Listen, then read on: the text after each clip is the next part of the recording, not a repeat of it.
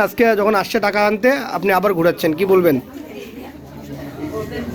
দেখেন, ওনারা আমাকে যে কথাগুলো বলেছে আমি যতটা পারি সেই কথাটা মানার চেষ্টা করছি, এবং সামর্থ্য হয়নি। প্রধান সাহেবকে বলছিলাম যে দরকার হলে আমাকে এই জায়গাটা একটু সময় দেন।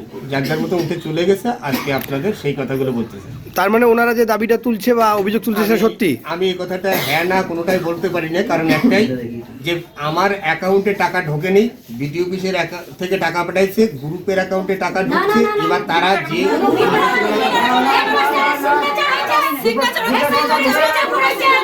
এক মিনিট বলতে দিন, হ্যাঁ বলুন। এবার টাকা আমার অ্যাকাউন্টে ঢোকেনি। এবার যদি তারা সেই কথাটা বলে 10 জন, আচ্ছা আমাকে বলতে দিন, আগে বলতে দিন না আমাকে। আপনি বলছেন, দাঁড়ান না দিদি, আপনি বলছেন আপনি কিছু জানেন না, অথচ স্বনির্ভর গোষ্ঠীর মহিলারা অভিযোগ তুলছে যে টাকা উঠেছে সেই টাকায় আপনার সিগনেচার, আপনার স্ট্যাম্প আছে। যদি এরকম কোনো প্রমাণ দেখাতে পারেন আমি সেই কথাটাই তুলে আজকে এই জায়গাটাই অশান্তিটাই, না হলে এত অশান্তিটা হতো। উনি যদি আমাকে টাকা দিয়ে থাকে, মানে আমার কোনো সিগনেচার দিয়ে টাকা উঠাইছে এরকম যদি দেখাতে পারে তাহলে তাতেও জানতে। আমি এই কথাটা বলাটাই পরবর্তীতে এই সিচুয়েশনে তৈরি। আচ্ছা এটা কিসের টাকা ছিল? এটা কিসের টাকা ছিল স্যার? কিসের টাকা ছিল এটা? এটা মিলের লকডাউন পিরিয়ডে যে গ্রুপ কাজ করছে সেই গ্রুপকে বেতন দিচ্ছে সেই। এবার তারা যদি সেই জায়গাটা নিয়ে আমাকে প্রবাদ দেয়, আমার সেখানে বলার কিছু নেই।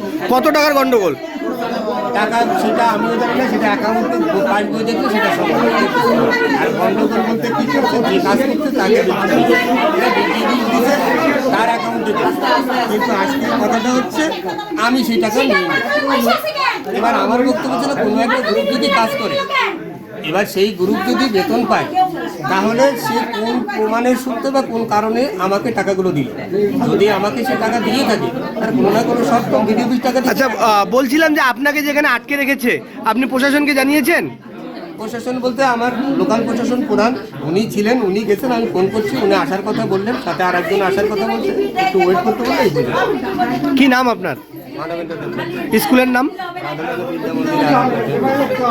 না নিয়ে থাকে টাকাটা, তাহলে আজকে ডেটে আমাদেরকে ডাকলো কেন যে 2 তারিখে, মানে মঙ্গলবার বা 9 তারিখে টাকাটা আমরা প্রধানের সামনে টাকাটা দিব, এবং দুজনে টাকাটা দিব। তাহলে যদি উনি না নিয়ে থাকে তাহলে উনি আমাদের টাকাটা দিবে কেন?